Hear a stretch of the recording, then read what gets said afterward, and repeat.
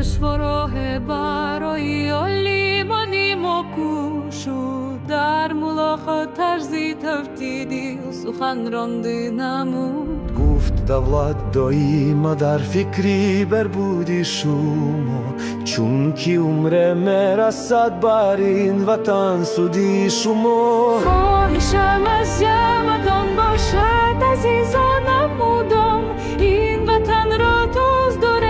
دارد سوشما هر نفس باشد در فکری شاگردانی خود سبز گردانه چون گل در بری دامانی خود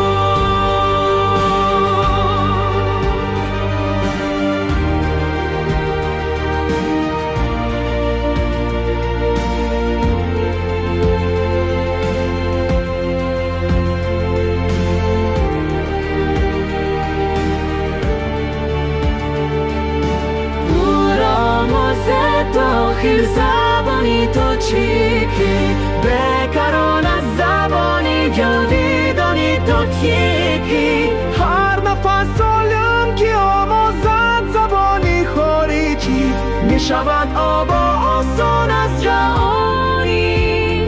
خارجی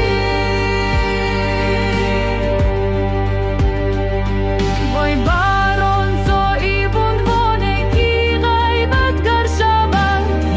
نفس دور از کتاب و خمه و دفتر شود آن جوانه کی پرستد میغنی خود را سنا دستگیری کرد باید هر شب و روزی خدا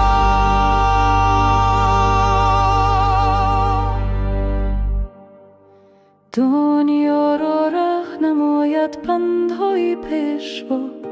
پندهای زرحلینو به بهای پیشوا